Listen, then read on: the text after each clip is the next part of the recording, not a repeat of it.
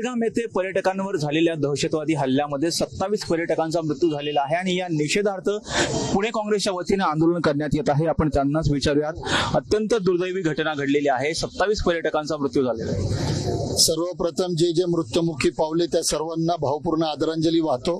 त्याचबरोबर त्याला जे कारणीभूत आहे भारतीय जनता पक्षाचे मोदी आणि शाह त्यांचा निषेधही व्यक्त करतो.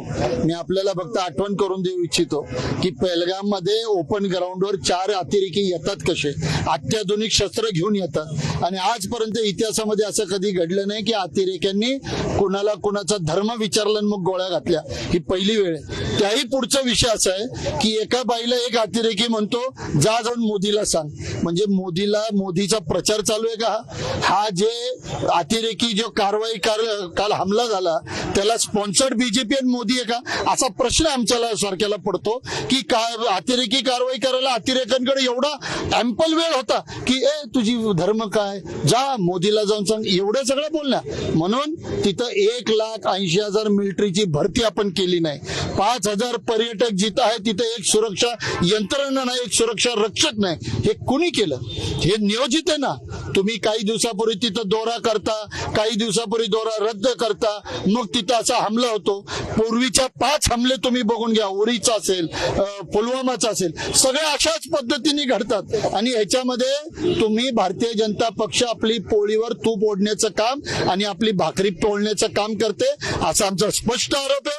म्हणून यांचा राजीनामा झाला पाहिजे आणि या देशाला ह्या अशा प्रवृत्तीकडनं वाचलं पाहिजे. आपण बघतो की एवढे इंटेलिजन्स असताना सुद्धा इंटेलिजन्सला सुद्धा कळत नाही की असा हल्ला होणार. मला सांगा, ज्या वेळेला मोदी परदेश दौरा करून एअरपोर्टला उतरतात तर त्यांना रिसीव्ह करायला एवढ्या तातडीने दौरा रद्द केला कोण असलं पाहिजे? चीफ ऑफ आर्मी असले पाहिजे, चीफ ऑफ एअरफोर्स असले पाहिजे. पण तिथे येतो कोण? तर डोवाळ येतात, कलेक्टर येतो. ही तुमची सिरियसनेस आहे. तुम्ही मिलिटरी बरोबर बोललं पाहिजे होतं, तिकडच्या इंटेलिजन्स बरोबर बोललं पाहिजे होतं. इंटेलिजन्स फेल कशी झाली हे देशाला तुम्ही सांगितलं पाहिजे होतं. ह्याच्यानंतर तुम्ही 5 नाही 50 निष्पाप माराल या 50 अतिरेकी माराल, पण माझे भारतीय गेले ते तर परत येणार नाही. ते गेले तुमच्या निष्क्रियतेमुळे गेले आणि त्याला तुम्हाला जबाब द्यावा लागणार आहे. तिथं केंद्रीय यंत्रणा आहे, अर्थात तिथं केंद्रशासित प्रदेश आहे, तरी सुद्धा या ठिकाणी अशी घटना आहे. निष्काळजीपणा आहे, देशाच्या संरक्षणाकडे दुर्लक्ष आहे. फक्त प्रदेशामध्ये फिरायचे आणि स्वतःच्या हाताने स्वतःची पाठ थोपटायची. या ठिकाणी बोगस काम या केंद्र सरकार चालू आहे. संरक्षण मंत्र्याचं लक्ष नाही, गृहमंत्र्याचं लक्ष नाही. आताच आधींनी सांगितल्याप्रमाणे इतक्या ओपन जागेमधनं त्या ठिकाणी पंचसूत्री यंत्रणा तोडून हे अतिरेकी येतात कसं, हाच मुळात प्रश्न आहे की ह्या ठिकाणी प्री प्लॅनिंगनी काम केलेलं आहे. अतिरेकी मारताना असं कधी जात धर्म विचारत नाही, पण हे पहिल्यांदा असं घडलेलं आहे. त्याच्यामुळे ह्या भाजपवरती, ह्या भाजप सरकारवरती आमचा संशय आहे की यांनी नियोजित कट करून हे कृत्य केलेलं आहे आणि या निष्पाप आणि अत्यंत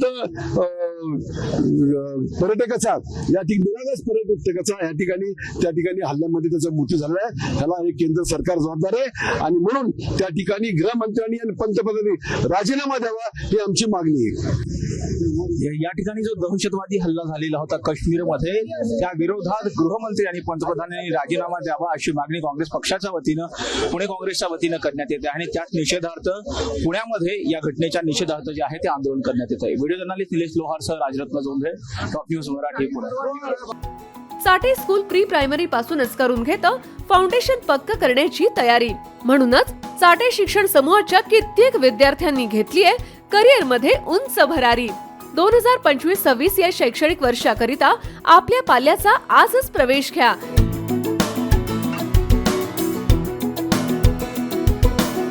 प्रवेशासाठी पत्ता Shri park society, Balaji hospital समोर, खराडी बायपास, पुणे 14.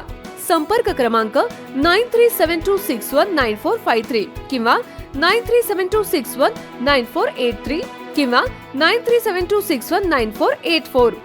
फाउंडेशन उत्तम, प्रगती सर्वोत्तम. Chate foundation, no tension.